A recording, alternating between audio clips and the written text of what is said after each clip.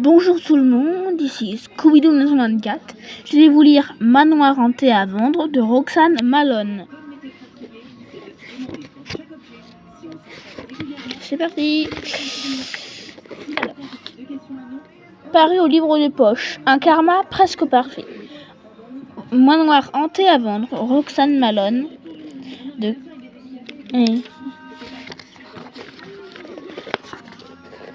Cet ouvrage a été publié sous le titre Un appart de rêve, amoureux compris, aux éditions Kallman Levy en 2019. Chapitre 1, Intrusion. Les yeux rivés sur la barrière d'enceinte de l'entreprise Bernard et Phil, un carton vide à mes pieds, je réajustais soigneusement ma casquette sur mes cheveux roux. Une belle casquette bleue achetée pour 1 € dans un bazar sur lequel j'avais thermocollé le logo des Biobon, l'un des fournisseurs de Bernard et Phil. Un blouson noir et un jean pour compléter la tenue et je ressemblais à s'y méprendre à une livreuse en plein travail. Bien placée hors de vue du poste de sécurité, je n'avais plus qu'à attendre le moment propice. Je consultais ma montre, un peu moins que de 14 heures.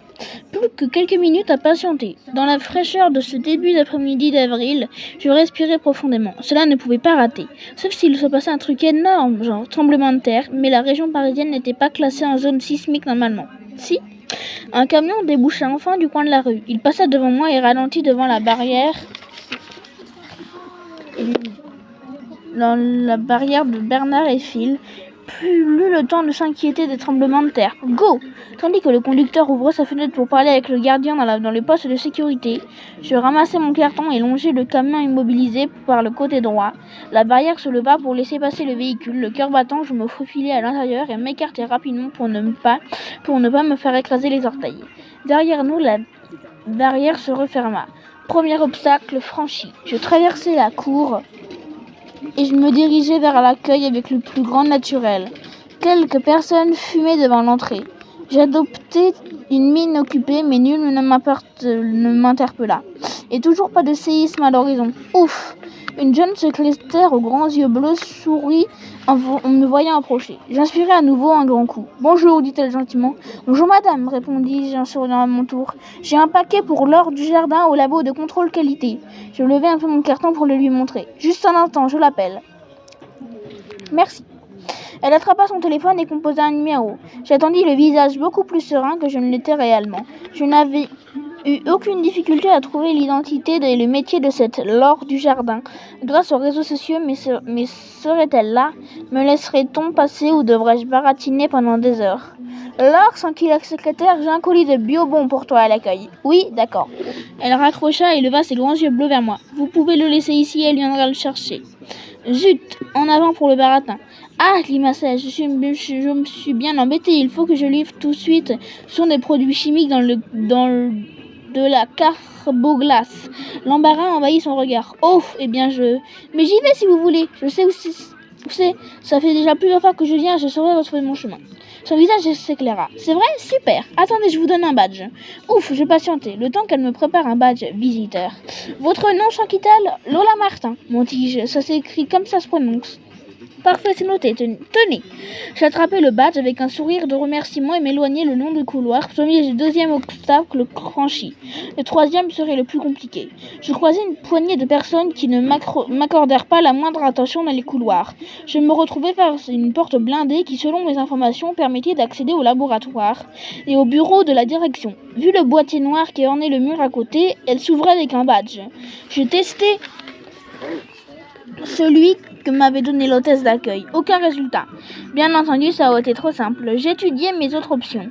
Sonner, comme l'indiquait l'étiquette au-dessus du boîtier noir? Non. Noir? Autant appeler la police moi-même pour me faire arrêter. Solution 2. Alors je resserrai ma prise autour du carton, pliai les genoux comme s'il pesait une tonne et revins sur mes pas jusqu'à une alcôve qui dissimulait une salle de pause. S'il vous plaît, demandai-je timidement au petit groupe de gens qui se tenaient là, accoudés à une table haute couverte de gobelets fumants. Vous pourriez? Vous voudriez bien me donner un coup de main pour la porte? Une femme approcha en courant. Oui, bien sûr. Merci, s'il vous plaît, avec un sourire reconnaissant. De rien. Bon courage. Elle déverrouilla la porte et me la tint ouverte le temps que je passe, en marchant toujours comme si mon colis était aussi lourd que moi. Bon, troisième obstacle franchi, bien plus facilement que je le pensais. Comme quoi, heureusement que pour moi, les gens étaient beaucoup plus gentils que ce qu'on voulait bien croire. Un peu trop même. Parfois, j'ai eu un peu honte, puis le devoir se rappela à ma mémoire. J'étais une Valkyrie, que diable! Je me retrouvais donc dans le couloir des bureaux de la direction, parfait. Sur les portes, des étiquettes indiquaient les occupants des lieux. Mon carton à nouveau léger comme une plume, je marchais d'un pas rapide à la recherche d'Yvan le Marchand. Yvan le Marchand. Je pliais devant une porte. Yvan le Marchand, responsable, sécurité formidable. Formidable. Je vérifiai d'un coup d'œil que j'étais toujours seule dans le couloir et posai mon oreille contre la porte. Aucun bruit, impossible d'après mes informations. Yvan le Marchand allait courir dans de la pause de midi et ne rentrait jamais de déjeuner avant 14h30. Il me restait peu de temps. Tout le challenge consistait à crocheter la serrure avant que quelqu'un débarque. Par acquis de conscience, je posai la main sur la poignée et appuyai. La porte s'ouvrit. J'en restais comme deux ronds de flanc. Sans blague! Du coup, j'entrai et me dépêchai de fermer derrière moi. Mince, pourvu que ce ne soit pas un piège avec les flics qui m'attendaient à la sortie. Tant pis, il fallait que je continue comme si tout allait bien. Le souffle court, je déposai le carton bien en évidence sur le clavier de son ordinateur, attrapai un paquet de post-it et un stylo sur le bureau, inscrivis quelques mots de ma plus belle écriture et collai le message au beau milieu de l'écran d'ordinateur. Il n'y avait plus qu'à filer en douce. Je reposai l'oreille contre le battant de la porte pour m'assurer que l'absence de bruit à l'extérieur. Silence absolu. Go! Je sortis, longeai les bureaux de l'autre dans l'autre sens, débloquai la porte blindée de l'intérieur et regagnai le couloir principal. Au passage, j'adressai un signe amical à la femme qui m'avait ouvert son café toujours à la main et me retrouvai vite devant le comptoir de l'accueil. Je vous le rends, annonçai-je à la secrétaire en visant dans le badge visiteur. Parfait, répondit celle-ci, toujours aussi charmante. Vous avez trouvé sans problème? Oui, on m'a même tenu la porte. Oh, super! Un soupçon de remords sera serré à mon ventre, la pauvre. Je la saluai avec un dernier soupir de sympathie et je quittai les recrues d'un pas vif mais sans courir. Flic ou pas flic? S'ils étaient là, ils se cachaient bien. Je réajustai ma casquette pour passer sous le caméra de surveillance au poste de sécurité, de façon à masquer mon visage, le cœur battant. Personne ne m'interpella. Bon, cela ne choquait pas le gradien de voir sortir quelqu'un qu'il n'avait pas vu entrer. Et aucun policier à l'horizon. 3 fois. Ouf. Mon rythme cardiaque s'apaisa au fur et à mesure que l'entreprise s'éloignait derrière moi. Je regagnai ma voiture 2 rues plus loin, tirai mon téléphone de ma poche et écrivis rapidement un SMS. C'est fait, je suis dehors. J'envoyai et soupirai de soulagement. Voilà une mission rondement menée. J'avais juste eu le temps de m'installer au volant que la réponse arriva. Bien joué. Débriefing demain matin à 9h. Ah oui, zut, j'avais déjà oublié. Il me restait encore mon rapport à taper avant de gagner une soirée bien tranquille devant ma télé. Vous saviez pourtant que ce test d'intrusion devait avoir lieu. Qu'est-ce que vous fichiez, le marchand? En cette fin d'après-midi, un silence embarrassé répondit à Fabien Bernard, le PDG de Bernard et Phil, le comité de direction au grand complet, assis autour d'une grande table de réunion, fixé d'un air gêné l'escargot en peluche qui trônait fièrement sur le dispositif de vidéoprojection. Dans son coin, Yvan le Marchand se tassait dans son siège, son long nez pointé sur son ordinateur portable. Assis à ma gauche, Dorian, mon patron, se redressa d'un air serein. « Monsieur Bernard, dit-il paisiblement, si mademoiselle Andelnan a réussi à accéder jusqu'au bureau de monsieur le marchand pour y déposer son escargot en peluche, c'est que toutes les autres barrières de sécurité ont failli avant cela. » Le PDG me fusilla du regard. Je réajustai tranquillement mon tailleur bleu marine 1000 fois plus élégant que la tenue de livreuse que je portais la veille. Pas la peine d'essayer de m'assassiner à coups de yad. Mon esprit plamait à 1000 lieues de là, à triturer et décortiquer le message que j'avais reçu la veille au soir sur un site de rencontre. Un message charmant, bien tourné, mais envoyé par un gars qui avait vraiment une tête de tueur sur sa photo de profil. Que faire dans un tel cas? Mademoiselle Andelnans n'a fait que souligner les brèches. Elle n'est pas responsable de leur existence.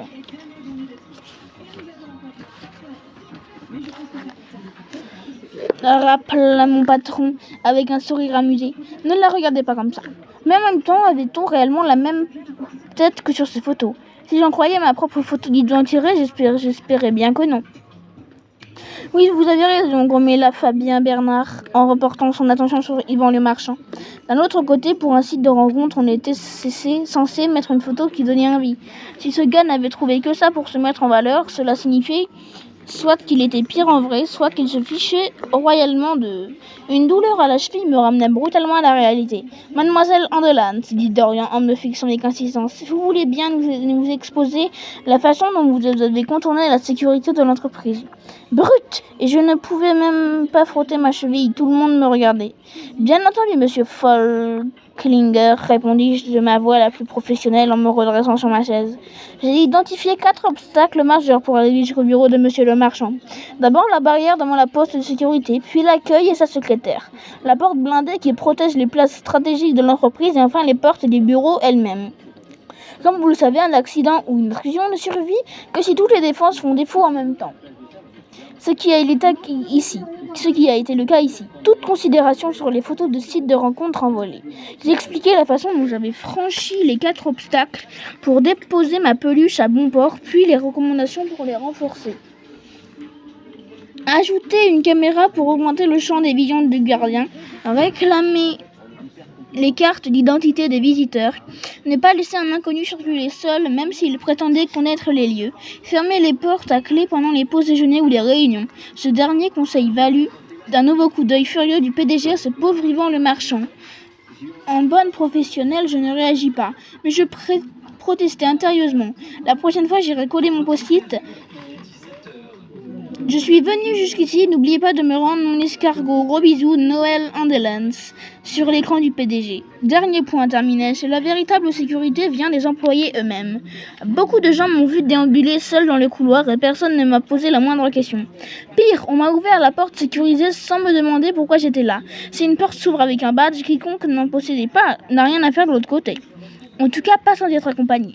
On aurait entendu une mouche voler dans la salle de réunion. Je n'avais pas l'impression de dire des choses très innovantes, mais le comité de direction de Bernard et Phil buvait mes paroles. C'était toujours comme ça. Les gens connaissaient les principes théoriques de la sécurité, mais quand il s'agissait de les appliquer en vrai, Dorian reprit la main pour détailler. Dernier point, terminai-je.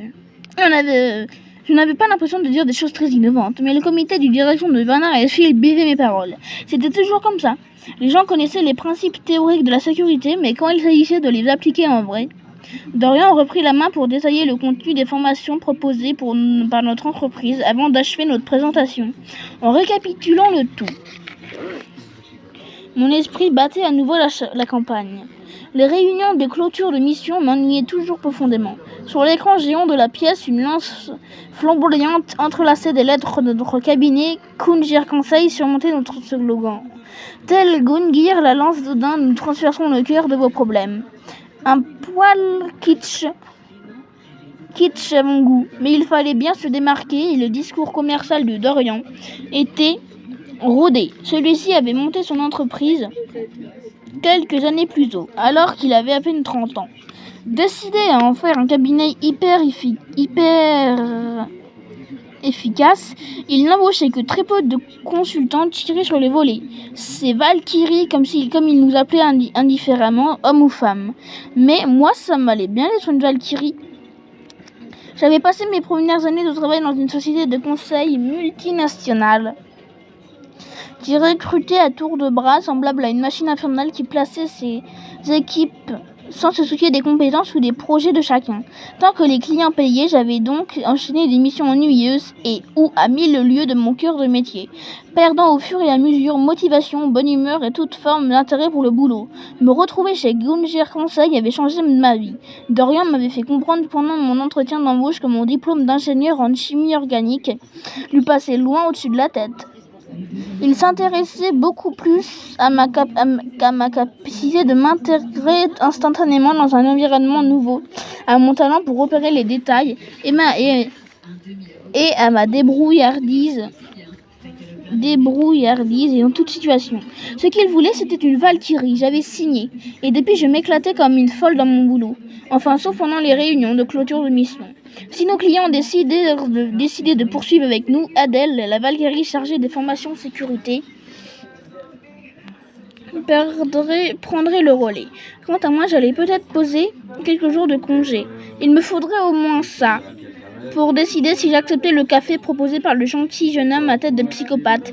Parce qu'être une Valkyrie célibataire, ça allait bien 5 minutes.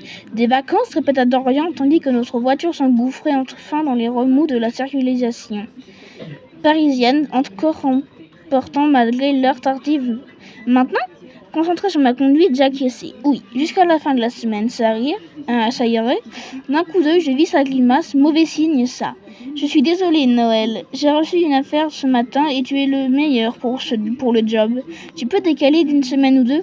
Je fis la moue et klaxonnai un type qui tentait de me doubler par la bande d'arrêt d'urgence. La meilleure pour le job. Il n'avait que des meilleurs pour le job dans son équipe. Quel genre d'affaire manquis-je tout de même? Un boulot sans couverture. Je clignai des yeux. Ah, raconte. Il s'agit d'infiltrer une agence immobilière de luxe, expliqua-t-il en agitant mon escargot en peluche. Budget illimité pour les fringues, les frais divers et tous ceux dont tu auras besoin pour être la chasseuse d'appartements la plus glamour de tout Paris. Premier rendez-vous d'étude du cas, lundi matin avec le client. Tu prends? L'adrénaline flamba dans mes veines. Pas de doute, mon patron était un dieu. Et comment?